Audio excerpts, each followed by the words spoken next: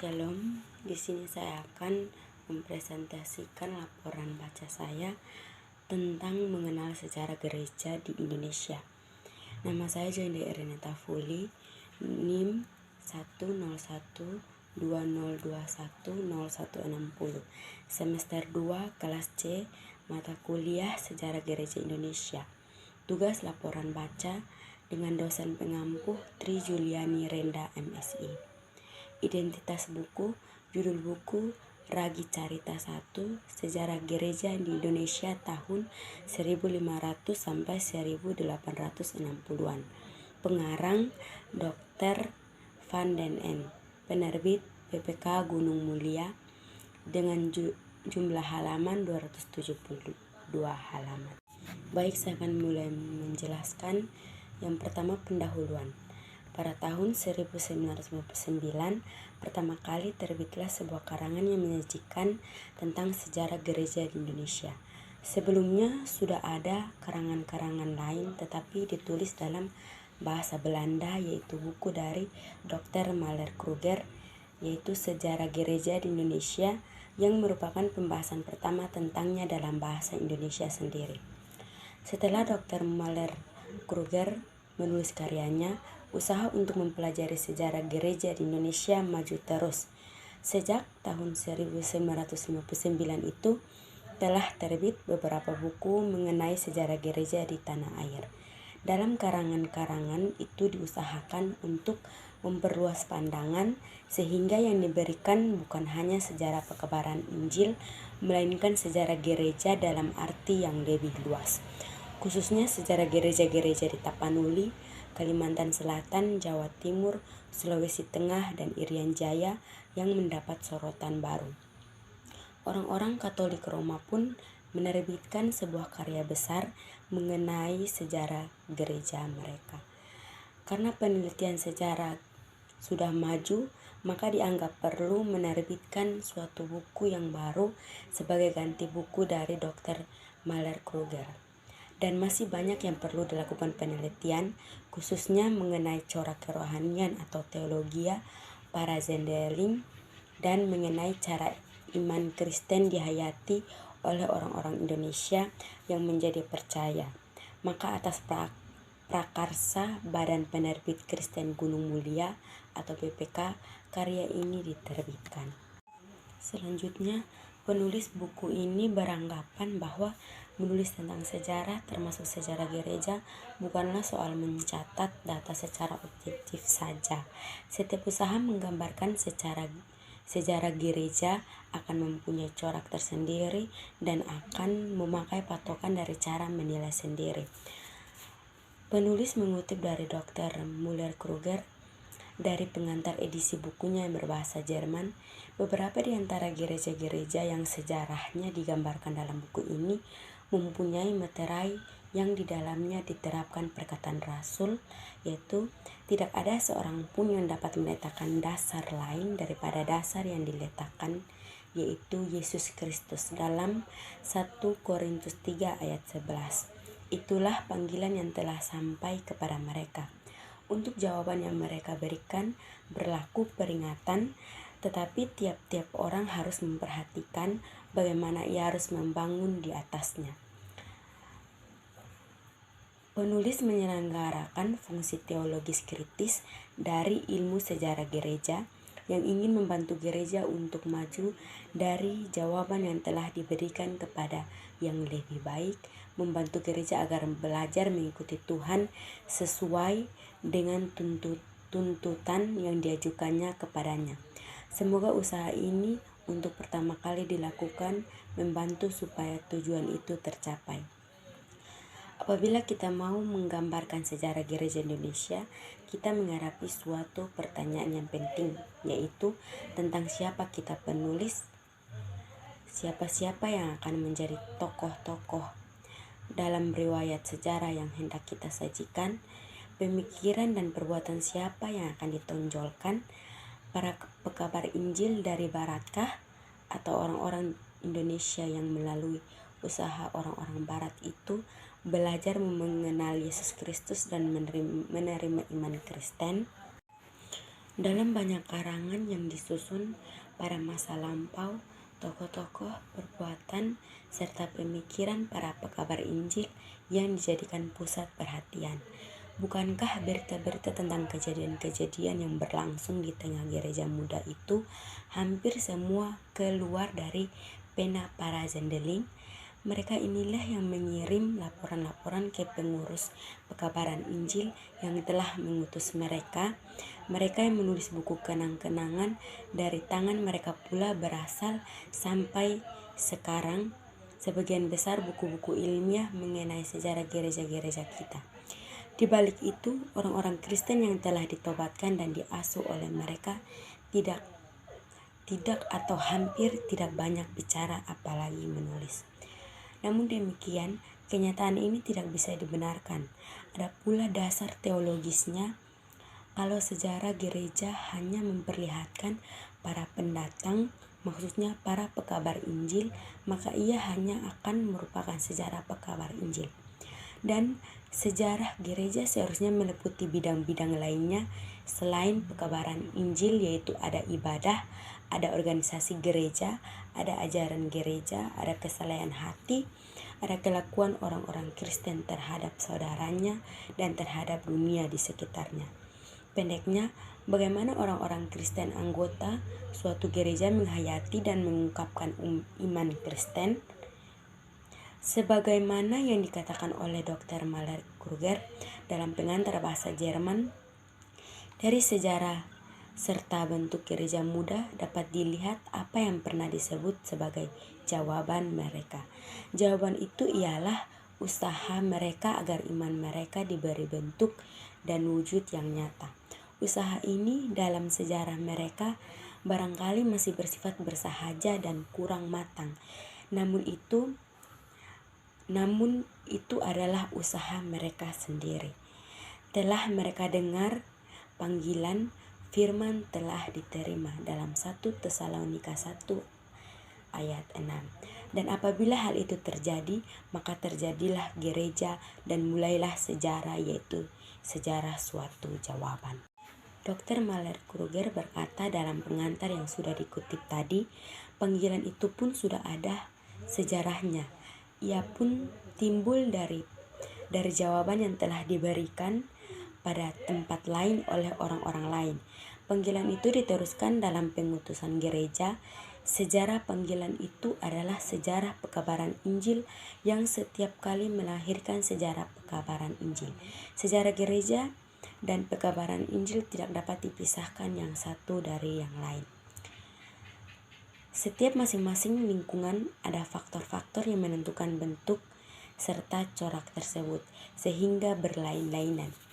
Bentuk panggilan turut dipengaruhi oleh latar belakang sang zendeling, oleh kebudayaan negeri asalnya, oleh hubungan politis negeri asal itu dengan daerah di mana ia mengabarkan Injil atau kolonialisme, oleh ajaran, corak kerohanian dan seterusnya yang berlaku dalam gereja yang mengutus dia. Corak jawaban dari mereka yang diinjili ditentukan oleh bentuk panggilan yang telah disampaikan kepada mereka. Siapa yang dipanggil oleh pekabar Injil? Orang-orang perorangan atau masyarakat suku dalam keseluruhannya? Apa maksud pekabaran Injil? Mengumpulkan sejumlah orang-orang percaya atau menanamkan gereja? Apa tujuan pemberitaan firman? Membawa pembaruan untuk manusia beserta seluruh dunianya, atau menyelamatkan jiwa manusia dari dalam dunia? Bentuk pekabaran Injil tak bisa tidak mempengaruhi corak jawaban yang akan diberikan kelak oleh mereka yang menerima firman. Akibatnya, kehidupan gereja yang baru sering agak menyerupai tradisi gereja induknya. Akan tetapi ada pula faktor-faktor dari dalam ikut menentukan bentuk jawaban itu. Ada agama yang lama, ada adat serta kebudayaan susunan masyarakat. Ajaran gereja, tata ibadah, nyanyian-nyanyian, bentuk gedung-gedung gereja, sebagian besar adalah barang impor dari Eropa. Perlu dicatat bahwa kehidupan gereja ini dipengaruhi juga oleh modernisasi yang turut menentukan dunia orang-orang Kristen di Indonesia sebagaimana juga di luarnya. Di wilayah Indonesia, sejarah masing-masing gereja itu berbeda-beda karena faktor-faktor yang telah disebutkan tadi. Tetapi dalam sejarah gereja-gereja juga terdapat unsur-unsur bersama. Pertama-tama karena semua gereja itu merupakan perwujudan gereja Kristen yang esa dan am, dan kedua karena lingkungan Indonesia yang aneka ragam itu mempunyai suatu kesatuan juga. Ada beberapa persoalan lain yang terdapat dalam sejarah gereja pada umumnya dan sejarah gereja di Indonesia pada khususnya. Yang pertama, di mana terletak titik permulaan sejarah gereja di Indonesia. Di waktu datangnya saudara-saudara Kristen Nestorian dari India, apakah kedatangan imam-imam Portugis yang merupakan permulaan agama Kristen di Indonesia, ataukah kita sebagai orang-orang Protestan mulai menghitung dari masuknya pendeta-pendeta VOC? Barangkali sejarah gereja dalam arti yang sebenarnya baru mulai ketika gereja-gereja Indonesia berdiri sendiri secara resmi. Tidak ada garis terus-menerus atau kontinuitas antara orang-orang Kristen Nestorian dengan kekristenan di Indonesia masa kini. Lain halnya dengan jemaat-jemaat yang pada abad ke-16 didirikan oleh pekabar-pekabar Injil Katolik Roma di Minahasa, Maluku, dan Nusa Tenggara Timur. Pada abad ke-19, jemaat-jemaat itu menjadi pangkalan untuk PI di Indonesia, di daerah-daerah Indonesia Timur selebihnya dan di Sulawesi. Penulis berpendapat bahwa yang menentukan permulaan sejarah gereja di Indonesia ialah saat pelayanan baptisan pertama kepada seorang Indonesia. Panggilan sudah keluar, firman sudah diterima, dan jawaban sudah diberikan. Bagi seorang Protestan, tidak usah menjadi soal bahwa yang pertama kali melayankan baptisan di Indonesia orang-orang Katolik. Mereka membaptis dalam nama Allah Bapa, Anak, dan Roh Kudus, dan baptisan itu adalah sah. Oleh karena alasan-alasan tersebut, penulis beranggapan bahwa sejarah gereja di Indonesia telah mulai pada abad ke-16. Karena orang-orang Portugis menetap di wilayah Indonesia, yaitu Ternate, pada tahun 1522, maka kita boleh menduga bahwa baptisan pertama dilayankan tidak lama kemudian. Saat gereja melepaskan diri dari asuhan para utusan Injil itu merupakan suatu titik yang penting pula.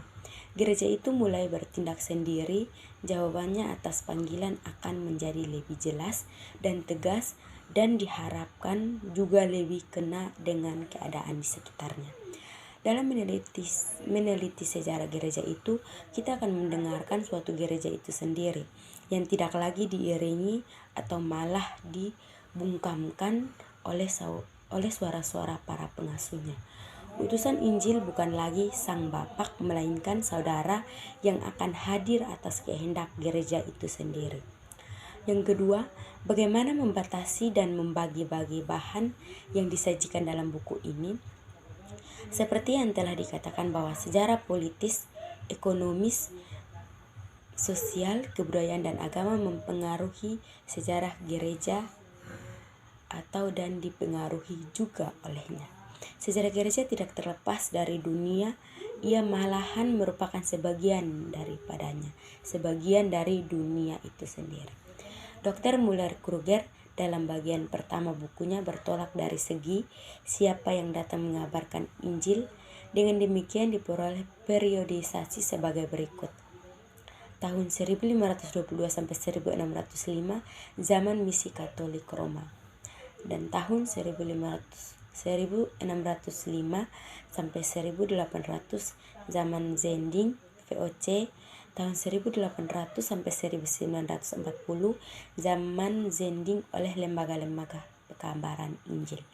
Masa setelah 1940 sampai 1950 belum dikemukakan sebagai zaman tersendiri. Dalam buku ini penulis menggunakan periodisasi yang berdasarkan beberapa segi sejarah yang digabungkan. Waktu periode pertama 1522 sampai 1800 ialah pertimbangan-pertimbangan berikut. Dalam periode itu, negara Portugis VOC memainkan peranan penting dalam perluasan dan dalam pemerintahan gereja. Di lain pihak, misi atau zending diselenggarakan oleh suatu lembaga gereja dan membawa serta bentuk ibadah dan ajaran yang berlaku dalam gereja itu. Penekanan terhadap agama dan kebudayaan yang mereka temukan di Indonesia bersifat negatif semata-mata, dan orang-orang Indonesia tidak ikut serta dalam kepemimpinan gereja. Organisasi gereja bersifat hierarkis dan dipimpin oleh orang-orang Barat. Ternyata dalam hal ini orang-orang Protestan tidak bertindak sesuai dengan asas-asas mereka sendiri. Mereka sedikit banyak berbuat sama seperti misi Katolik. Oleh sebab itu, penulis tidak menganggap perlu membedakan zaman misi dengan zaman gereja VOC atau Gereformed menjadi dua periode tersendiri. Yang selanjutnya tentang agama dan masyarakat Indonesia asli. Sebelum agama Kristen mulai masuk ke Indonesia, agama di negeri ini sudah melalui sejarah yang panjang dan berbelit-belit. Orang bisa membedakan antara agama Indonesia asli dan agama-agama yang datang kemudian, yaitu Hindu, Buddha, Islam, dan Kristen. Agama Indonesia asli dibawa serta oleh suku-suku yang pada zaman dahulu kala memasuki Indonesia. Kita menyebutnya juga agama suku. Sebutan agama suku tepat sekali, sebab agama-agama itu masing-masing terikat kepada salah satu suku. Batas agama tertindih tepat dengan batas suku itu. Setiap anggota suku tak bisa tidak menjadi penganut agama suku itu. Suku serta bagian-bagian suku seperti marga merupakan persekutuan ibadah. Hal ini menjadi jelas apabila kita meninjau ketiga unsur pokok dalam agama suku. Suku itu mempunyai cerita-cerita atau mitos-mitos yang menyatakan asal-usul suku, yaitu silsilahnya yang melalui nenek moyang naik sampai ke dewa-dewa. Adat ini dipelihara oleh seluruh anggota suku, tetapi tidak di luar lingkungan itu. Akhirnya semua anggota suku turut dalam ibadah terhadap dewa-dewa dan nenek moyang tersebut. Orang lain tidak mungkin ikut karena ia mempunyai nenek moyang asli. Baik, inilah hasil presentasi saya. Sekian dan terima kasih. Tuhan Yesus memberkati. Shalom.